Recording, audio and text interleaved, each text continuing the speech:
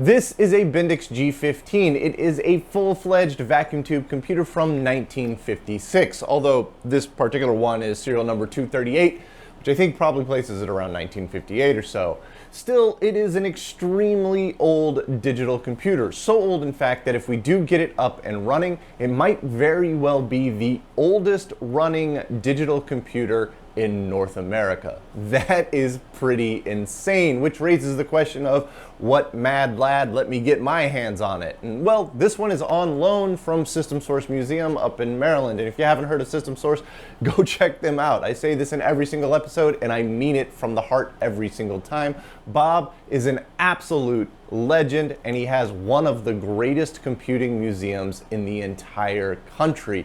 He has an unbelievable collection of old systems and a lot of them work. You can play games on a Xerox Alto. How awesome is that? So go check out System Source Museum and give Bob a high five. But this particular G15 is ultimately slated to go back up to System Source Museum and go on display. But before it does that, we gotta get it working. And we are so close. In the previous episode, we tried to bring DC up and we got about halfway through the boot up process before it kind of fell on its face. And we ended up discovering that the problem was stemming from this big guy right here. This is the typewriter. It is a heavily modified IBM Model A, I think, maybe Model B. I don't know, my IBM typewriter game is a little weak here, but it's been modified both electrically and physically because it has this insane 28-inch platen on it, and I've never seen any pictures of one of these before. So this is a really unique typewriter, but it had some electrical issues that were preventing the machine from coming up completely. So what we're gonna try and do today is sort out what is preventing the machine from booting going on here in the typewriter, and then invariably I'm sure we'll run into many more problems as we slowly march our way through the boot up process. So we'll try to squash each one of those as they come up. So let's get started.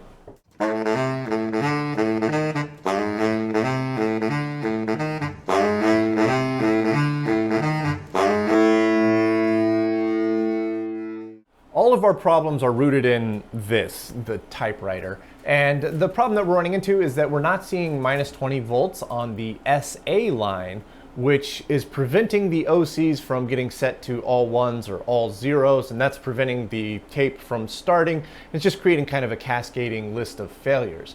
And a lot of people left comments on the previous episode saying, why don't we just jumper the SA line to negative 20 volts? But it's not just the SA line coming from the typewriter that should be at minus 20 volts. There is a boatload of lines coming out of the typewriter that should all be at minus 20 volts. And if the negative 20 volts is not doing what it's supposed to do within the typewriter here, none of those lines are going to be right, and we're just going to end up spending more time trying to create jumpers to get the thing to boot than we would spend trying to repair the typewriter.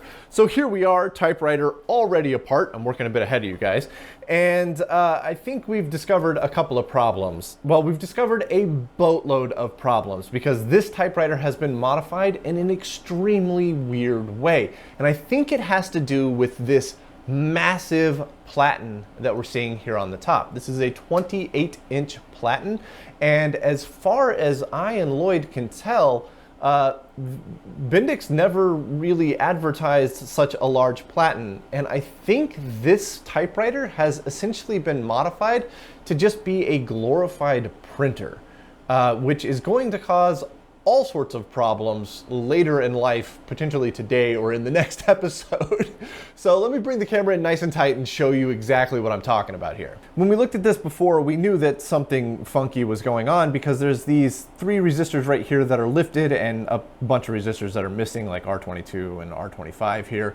And there's also these little jumper wires that are jumping across diodes, essentially eliminating them from the diode matrix. And that's all very strange, but as we dug into it in more detail, we noticed that this huge collection of wires up here along the end are all tied to each other and tied into the harness via this way and this way. And we beeped that out and we think that all of these are connected to the A key. So essentially, no matter which one of these wires is sending a signal, they all go to exactly the same place, which should tell the machine to print the accumulator register onto the typewriter.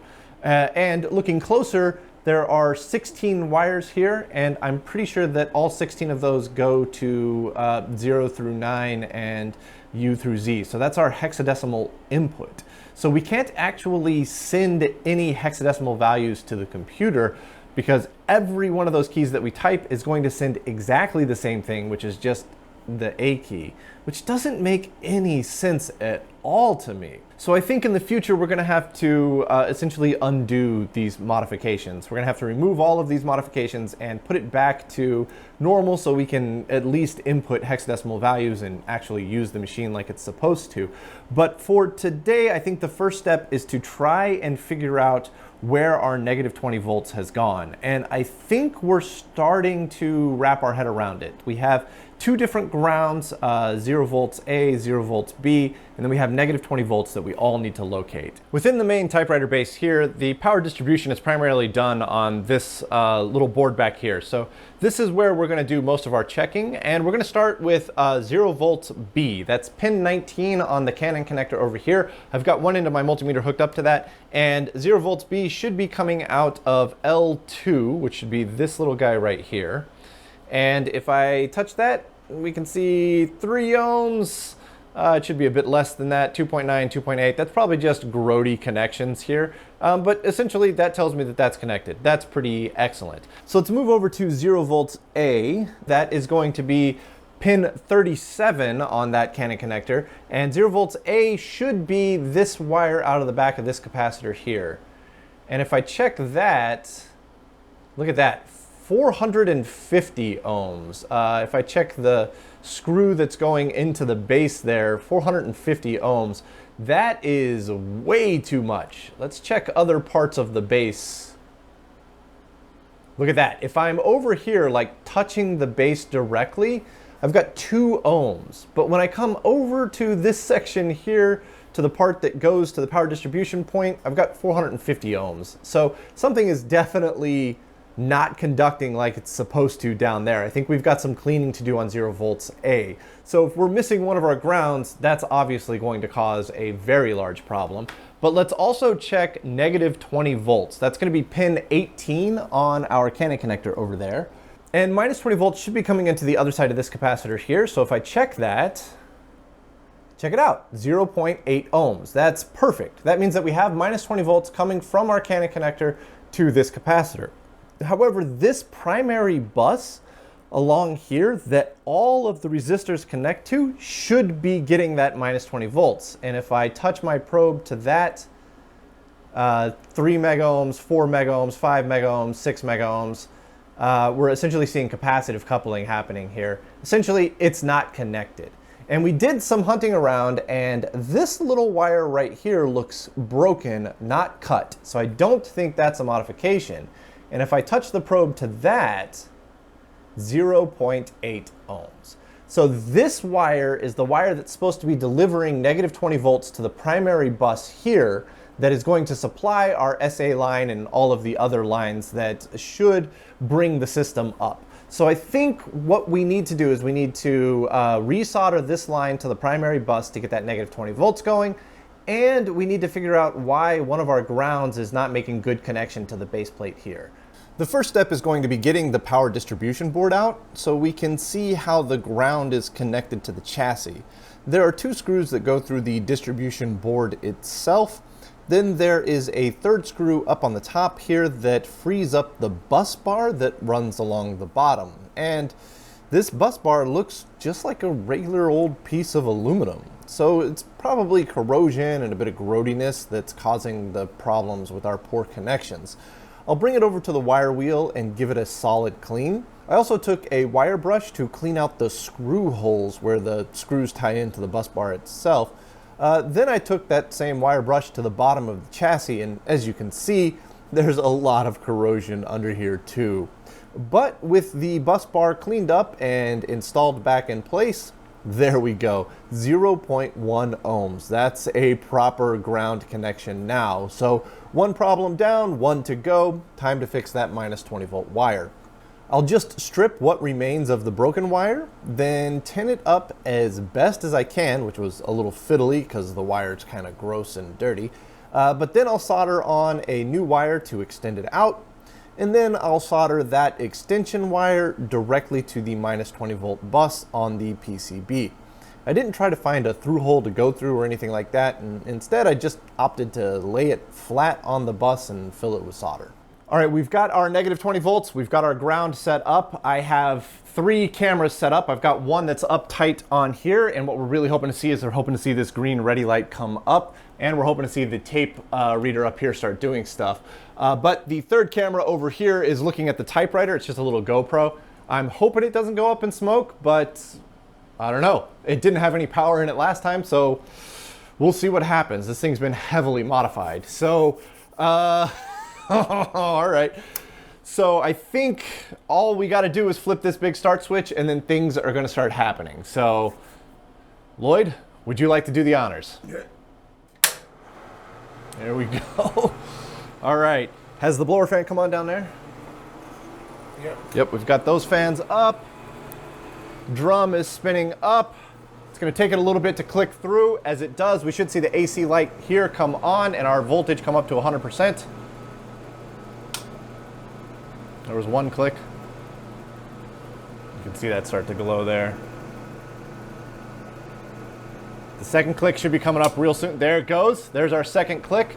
We're right at 100%, maybe slightly over, but I'm expecting that to sag when DC comes up. We're waiting for the third click, and then we'll push the DC reset button here. All right, there's that third and final click. Typewriter is now on. Typewriter has AC power to it, but no DC power to it yet. So we got to push the reset button here to get DC power going. Are you ready? Let's do it. Ah, we got the R light. We got the R light. Got the command light. All right, so let's reset to channel 23. Our ready light is very, very dim. This didn't come on. And that didn't come on. But We're still in R here. we got a little further, but we didn't get there completely. We got the R light here, which is really good news, but we didn't get a fully bright ready light like we should be getting. It's very, very dim, so something is still not quite right. Surprise, surprise, we're right back here in the middle of the typewriter. The machine definitely wants to run, but something is preventing it. And we traced a bunch of signals out with the scope, and that led us right back here to this little resistor that has been lifted. This is R27. This is the resistor that should be pulling the stop signal down to negative 20 volts. With this resistor lifted, the stop signal is always high, and that is causing the machine to stop booting. Essentially, the machine is coming up, seeing a stop signal from the typewriter, and then stopping its whole boot up process. Ultimately, I think we're going to need to go through and just redo this whole typewriter, top to bottom, back to factory spec. But while I have Lloyd here, since it's a 2-hour drive down for him, we're going to try and just at least get over this current hump by just reconnecting this resistor and trying again. All right, that resistor in the typewriter has been reconnected. The stop signal should no longer be preventing this thing from starting, so let's give it another shot. We'll go ahead and hit the reset button here. Okay, we're right where we were. Light. Tape reader. Oh, the tape reader's trying to spin.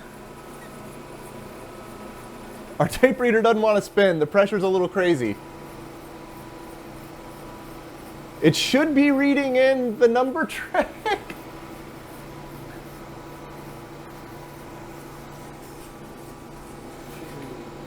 Oh, it stopped.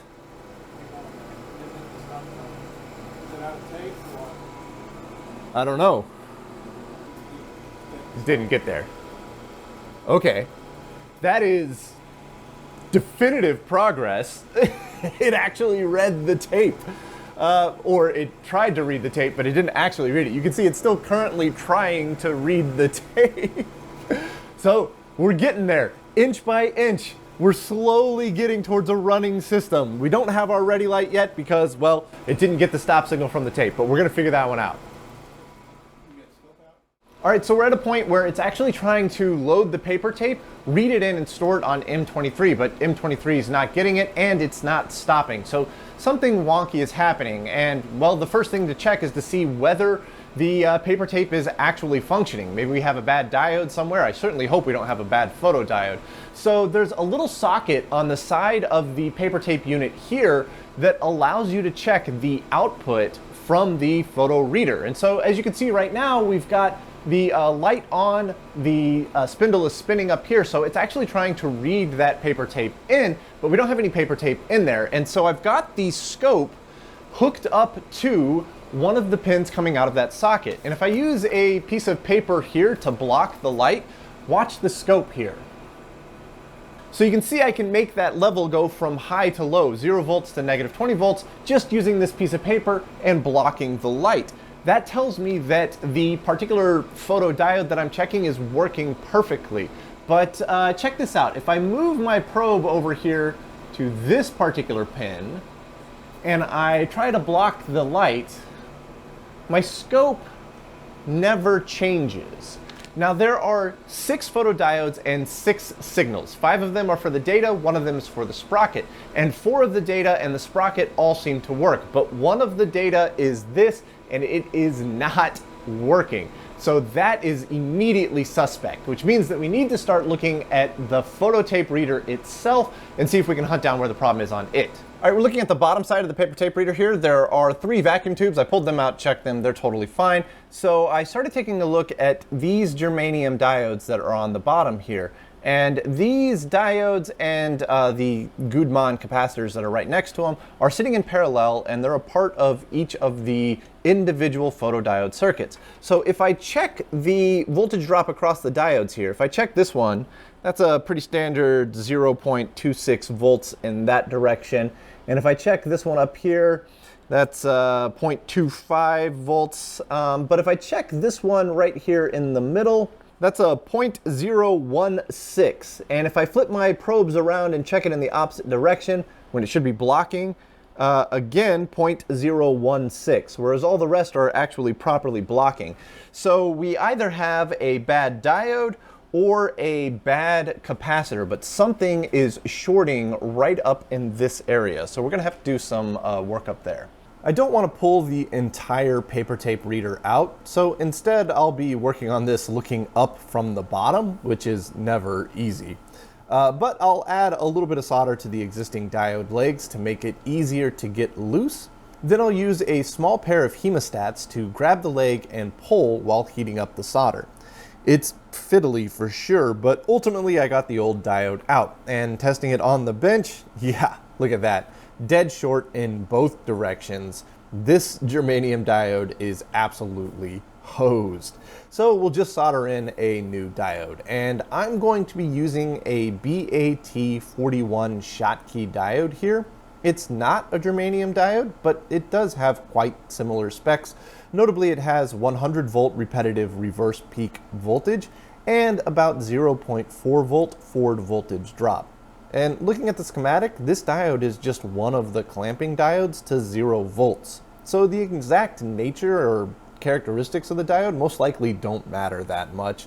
I probably could have gotten away with any small signal diode here, but the BAT41 definitely seems like a solid choice. All right, that diode was definitely bad. I pulled it out and checked it on the bench, and it was still measuring 0.016 volts or something like that. So that diode was totally shorted out, which was pulling that particular digit low, which means that none of the right values were ever making it in.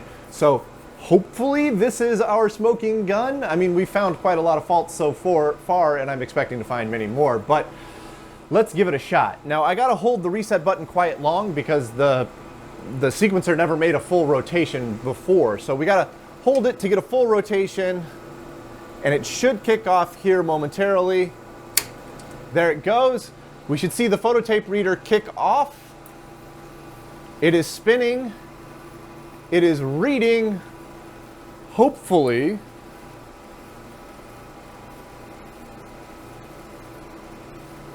it's so slow.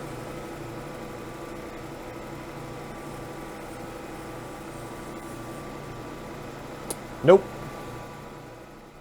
And we've hit kind of a stopping point here. We've run into some interesting problems that are making troubleshooting more difficult, and they're going to require a lot of tedious work to get done. Most notably, we have a problem with our paper tape reader up here.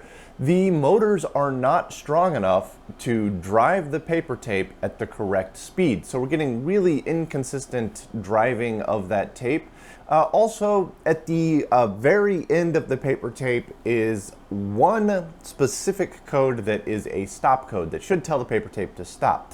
And whenever that code goes swinging by the sensors, it doesn't stop. But if we take the tape by hand and slide it by the sensor very slowly, it does stop. So we've got some kind of problem going on with how it's reading data in and how it's interpreting that data. So it is actually reading the data, but it's, I don't know, there's something strange going on. So first priority is to get the motors working correctly. They should be spinning at 200 RPM. They look like they're spinning at about 50 RPM.